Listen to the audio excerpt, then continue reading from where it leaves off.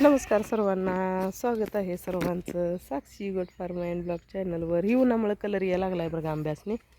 अजून आंबा आला नाही तर काढायला, पण उन्हामुळे कलर यायला लागला या. येतील थोड्या दिवसात आहे ना.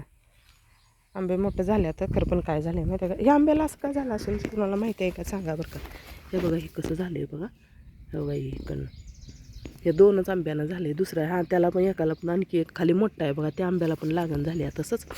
आता ते कशाने झाले काय माहीत नाही मला, पण आंबा आमचं दुसरं आंबा आहे ना जमिनीवर टेकत्यात. बहुतेक ते जमिनीवर टेकला होता वाटतं. हे बघा इथं असं टेकलं तर जमिनीवर पण आंबा, त्यामुळे एखाद्या वेळी झालं असेल. कशाने झालं कोणास ठाऊक, पण झाले असं. त्या दोन तीन आंब्यासने झाले बा, दुसऱ्या काही आंब्यासने नाही तेवढं, पण त्या 2-3 आंब्यासने झाले बऱ्यापैकी. खायापुरतं आंबं दिलंय बरं का भगवंतानं, खायापुरतं आहे दावदा. तर चला शेळ्यांचं काय चाललंय बघूया. आत्ता आवरलं बरं का शेळ्यांचं. शेळ्या मोकळं सोडल्या. सकाळी जरा त्यांना मका ठेवते आणि त्यामुळे लगेच मोकळं सोडत नाही त्यांना. आता मोकळं सोडले ते आणि शेळ्यांचं चाललंय वैरण खायचं. जवळजवळ आता 10 वाजले बरं का, 10 वाजले. मोकळ्या सोडल्या त्या शेळ्या. आणि रात्री काय झालं माहिती आहे का, 11:30 वाजलं होतं. अजून भैयाला झोप लागली नव्हती. भैयाचा अजून अभ्यास चालू होता आणि मला झोप लागायला लागली होती. आणि तोपर्यंत ह्यांचा फोन आला. बोकड कसं करायला लागले बघून. मला तर आहे ना, उठायचं पण कळेना आणि इकडं गोट्याकडे यायचं पण कळेना. एवढं घाबरली का माहिती आहे का. त्याच्यासाठी आपण लय मेहनत केलेली असत्या आणि लय पैसा पण लावलेला असतो. त्यामुळे आहे ना, मला उठायचं पण कळेना, कसं उठायचं आणि कसं पळायचं कळेना. म्हणलं नेमकं काय झालंय, तर बोकडले धापायला लागले. म्हणलं थांबा बघूया. म्हणलं आले तर हे बोकड आहे ना, असं मोठ्यानं असा असं सुस्कार सोडत होता, धापत होता तोंड उघडं ठेवून शेना. मला काय कळेना, ह्याचं पोट जरा दाबून बघितलं, पोटाचा पण काय प्रॉब्लेम नाही. मला काय समजेना ह्याचं. म्हणलं ह्याला काय झालं अचानक जरासं. आणि जरा संचापरणा पण काल संध्याकाळच्या वेळेस पण जरा मला असं जर गप उभा राहिलेला दिसला. चारा टाकताना लगेच पळत येऊन आणखी चारा खायला लागला. आणि तरी पण मी थोडंसं पॅरलॅक्स पाजलं होतं, कुठं तर पोटात काय तर प्रॉब्लेम असेल म्हणलं आणि व्यवस्थित होईल. आणि नंतर रात्री 11:30 पावणे 12 वाजता पण तसं करायला लागलं. आले पळत, पहिला बघितलं काय पोटात बिटात काय झालंय का, म्हणजे पोटबीट फुगलंय का, तर काय नाही. आणि नंतर मग थोडंसं पॅरलॅक्स पाजलं, काय असेल ते असेल म्हणलं. आणि आपलं निलगिरीचं तेल असतंय ना, ते तेल 2 नागपुड्यात एक थेंब जरा सोडला, म्हणजे सटासटा शिका दिल्यावरती एअर बिअर जर पोटात पकडलं असलं तर हवा बाहेर येत्या म्हणून 2 थेंब सोडलं. आणि नंतर थोडा वेळ काय नाही, थोडा वेळ निवांत होता. नंतर काय झालं, आमची पण चूक आहे बरं का त्यात. म्हणजे ही जी आम्ही कागद लावलाय बघा, ग्रीन हाऊसवरचा जी कागद लावलाय कडनी, ह्यातनं हवा अजिबात आत येत नाही. आणि ही हवा आत येत नसल्यामुळं त्याला व्हायला लागली धग. आणि धग व्हायचे कारण काय माहिती आहे का, हे दिवसभर ही मक्काची वैरण खाते. ह्यात कणसं आहे, ते मक्का पाला आहे मक्काचा, दाट पण चगळते ते असं, म्हणजे त्यांना किती चगळू वाटतंय तेवढं. आणि तेवढं येळभर मक्का खाल्लेली, मक्काची वैरण खाल्लेली.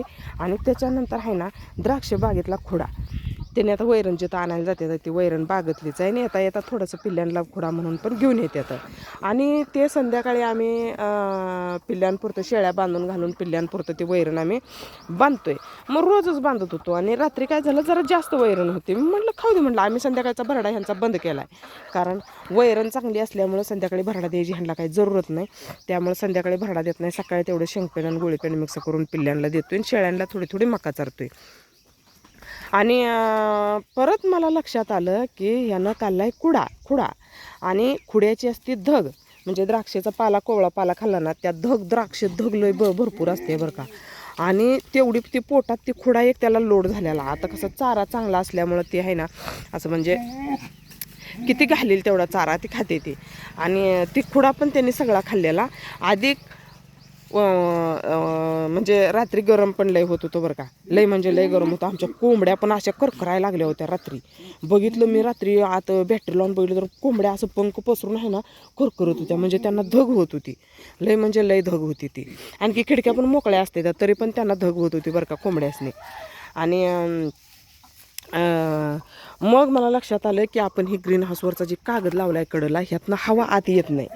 आणि त्याच्यानंतर त्यानं ती द्राक्षाचा खोडा एक खाल्लेला, ती एक पोटात धग त्याच्या, आणि अधिक उष्णता एवढी, रात्री लयच गरम होत होतं, आणि त्यात ही असला ग्रीन हाऊसवरचा कागद कडेने लावलेला, आणि त्यामुळं बोकडाला आहे ना असं म्हणजे धग सण होईना झाली ती, इतकी उष्णता झाली होती. त्यामुळं बोकडं असं नुसतं धापायला लागलं होतं, लय म्हणजे लय धापत होतं. असा आता कुत्रं बघा लय लांबनं पळून आल्यावर कसं धापतंय बघा, तसं धापायला लागलं होतं बोकाडं. आणि मग लक्षात आलं, त्यांना म्हणलं पूर्ण जाळी म्हणजे पूर्ण दार पॅक करून आत झोपत्यात त्याने. त्यांना म्हणलं पूर्ण दार उघडं सोडा, म्हणलं ह्याला हवा येऊ द्या जरा, आणि हवा आल्यावर बघूया म्हणलं थोडा वेळ. आणि तासभर बसलो, बोकडाला जरा इकडं तिकडं मोकळं सोडलं. बाहेर आल्यावर मग त्याला शांत वाटायला लागलं, म्हणजे जरा धोक कमी झाली. मग त्यांचं म्हणणं काय होतं, आता सगळ्याच पिल्ल्याने खोडा खाल्लाय, मग सगळीच पिल्ली धापायला पाहिजे होती, ती एकटंच कसं धापतंय. तर त्याचं बघितलं, पुन्हा त्याला फ्रेश वाटायला लागल्यावर ती खाली बसलं. खाली बसल्यावर आहे ना त्याचं पोटच असं नुसतं दिसत होतं, इतका त्यानं खुडा खाल्ला होता. खुड्याचा लोड, त्याला श्वास घ्यायला लोड व्हायला लागलं होतं, इतका त्यानं वैरण खाल्ली होती. आणि त्या वैरणची धग अधिक पहिलंच असणारी उष्णता, एक वारं तर अजिबात नव्हतं, एक पानसुद्धा हालत नव्हतं. आणि त्यात ही कडनी ग्रीन हाऊसवरचा कागद असल्यामुळे ह्यातनं अजिबात हवा येत नाही आत, त्यामुळे ती बोकडाला धग व्हायला लागली होती, आणि ती धग त्याला सहन होईना झाली. त्यामुळे ती मग त्यांना म्हणलं, त्याने म्हणलं कोंबड्या पण करायला लागले, त्यांनी पण म्हटलं बरोबर बहुतेक धगच व्हायला लागले ह्याला, आणि धगीनं हे बोकडा असं करायला लागले. आज मला सांगा, ह्या बोकडाची आज किंमत आहे 15,000, 15-16,000 ला कसं पण नेते ती, कसं पण रडत 15 ते 16,000ला कसं पण नेते ती. तर 15-16,000 ह्याची किंमत आहे. आणि ही बोकडाला असं म्हणजे मला सांगायचं एवढंच आहे की लय बारीक लक्ष द्यावं लागतं.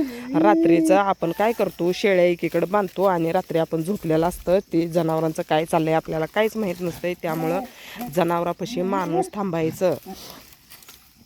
आमच्यात उगाच रात्री त्यांनी असतात जवळ शेळ्यांजवळ, म्हणून काय वाटत नाही. का माहिती आहे का, आमच्या ही शेळ्या आहेत त्यांना ही जवळजवळ 1,00,000-2 लाखाचं माल असतंय, आणि हे असं इकडं सोडून तिकडं झोपणं ते काय अजिबात म्हणजे खऱ्यातलं नाही. कारण लोक नाही ते चांगली, त्यामुळं आमच्या शेळ्यांजवळ इथं भैयान त्याने इथं झोपून असते, ती झोपलेली असते ती. आणि त्यामुळं म्हणजे लक्षात येतं रात्रीचं शेळ्यांचं काय चाललं आहे काय नाही. आणि रात्री जर त्यांनी नसतं आणि कागद पूर्ण पॅक केलेलं होतं, आणि बोकडाला धग सहन होईना झाली असते, तर काय पण होऊ शकतं बरं का. त्यामुळं जनावरापाशी माणूस थांबायचं, आणि जनावराकडं असं बारीक लक्ष द्यावं लागतं बरं का. त्यांच्या चाऱ्यावर आता आम्ही कसा उन्हाळा आहे त्यामुळे ह्यांचा भरडा एक टाईमचा भरडा पूर्ण बंद केला, एकच टाईम थोडासा ठेवतोय. कारण वैरण पण चांगली आहे, ह्या वैरणमध्ये पण कणसं ते नाही, ते कणसं खाते ती शेरडं, आणि एक टाईम खुराक खाल्लेला असतोय. त्यामुळे ह्यानाला काय घालत नाही, तरी पण आहे ना बोकडाला. मग त्यांचं म्हणणं होतं दुसरी पिल्ली कुठली धापत नाही, ती ही एकटंच का धापतं, कारण ह्या पाटानं पण खाल्ली होती, नंतर ती काळं पांढरं बोकाड आहे त्यानं पण खाल्ली होती, आणि तांबड्या बोकडानं पण. मग तांबडं बोकाड एकटंच का धापतंय, दुसरी कुठली धापत नाही. मी म्हटलं त्यानं जास्त खाल्ला असेल, किंवा पाची बोटं सारखी आहेत का, एखाद्याला सण होत नाही, एखाद्याला सण होतंय. तर बोकडानं रात्री लय घाबरवलं बरं का, लय म्हणजे लय घाबरवलं. आम्ही तासभर थांबलो, अगोदर बघितलं त्यानं, त्याच्यानंतर ना ते उभा राहिल्यावर त्यानं लघवी केलं, नंतर लेंड्या टाकलं. मग म्हणलं ह्याला काही पोटाचा काहीच प्रॉब्लेम नाही, फक्त ह्याला झालाय चारा लोड झालाय, आणि त्याला श्वास घ्यायला ताप व्हायला लागलाय, तसल्यात इतकी धग आहे, आणि त्या धगीमुळं त्याला ते धग सहन होईना झाल्या. त्यामुळं बोकडा तसं करायला लागले. तर शेळ्यांना थोडासा गारवा पण पाहिजे. का माहिती आहे का, हे कागद आता वर जरा सारायचं म्हणलं तरी पण आहे ना आणखी सगळं सोडायला लागतंय. पण आणि कधी वारं काय दूर कधी सुटतंय काही सांगता येत नाही बरं का, वारं कधी सुटतंय काही सांगता येत नाही. त्यामुळं आणि मग अचानक कागद लावायचा, सगळीकडनं बांधायचं. आता ही कागद 100 ठिकाणी बांधलेला आहे, आणि ते बांधलेला कागद सोडायचं आणि बांधायचं, म्हणजे लई ताप होतंय बरं का. आणि अचानक वारं सुटतंय, काय कळत नाही. त्यामुळं पुढल्या साईडनं दार मोकळं सोडायचं, आणि ह्यांचा थोडासा चारा कमी, संध्याकाळचा चारा कमी करायचं. म्हणजे पिल्ल्यांना जे एक्स्ट्रा चारा घालतोय आम्ही खोडाबिडा, ते बंद करायला पाहिजे. कारण विनाकारण काहीतरी डोक्याला ताप नको, असं मला पण वाटते, सगळ्यांनाच वाटते. त्यामुळं लक्ष देत जावा, बारीक लक्ष देत जावा. जनावरला मोलाचं असते, आपण त्याला लई मेहनत करून सांभाळायला असते, लई पैसा लावलेला असतो, त्याच्याकडं लई अपेक्षा ठेवलेल्या असते त्यामुळे त्याच्याकडं आहे ना डोळ्यात तेल घालून लक्ष ठेवायला लागते बरं का. लई म्हणजे लई लक्ष ठेवायला लागते. तर असू द्या, धगीचं दिवस आहे, तर उष्णता भरपूर आहे. ध्यान ठेवा ज्याच्या त्याच्या जनावरांना.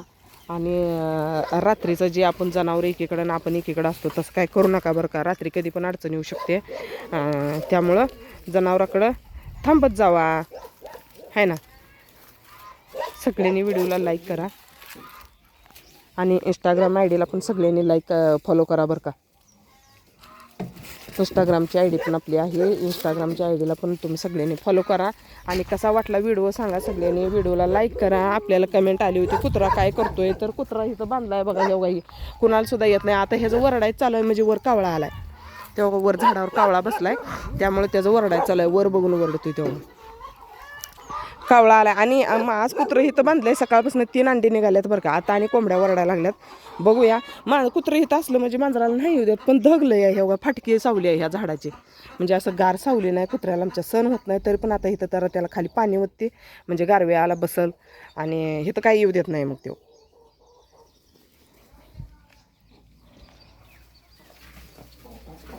घातले का बाई अंड? हे बसले अंडे. सकाळपासून 3 अंडी निघाली, पण काय झालं, एक अंड्याला वर कवच नव्हतं आणि ती कोंबडीनं चोच घालून फोडलं होतं. मग ती अंड कुत्र्याला घातलं. कुत्र्याचा तेवढाच चान्स. आमचं कुत्रं पण अंडी खाते बरं का, असं काही नाही. आणि ते घातलं कुत्र्याला. ही कोंबडी अंडं घालायला बसली, ती पण बसली अंडं घालायला. बाई तू घातलीस काय अंड? अजून नाही घातली.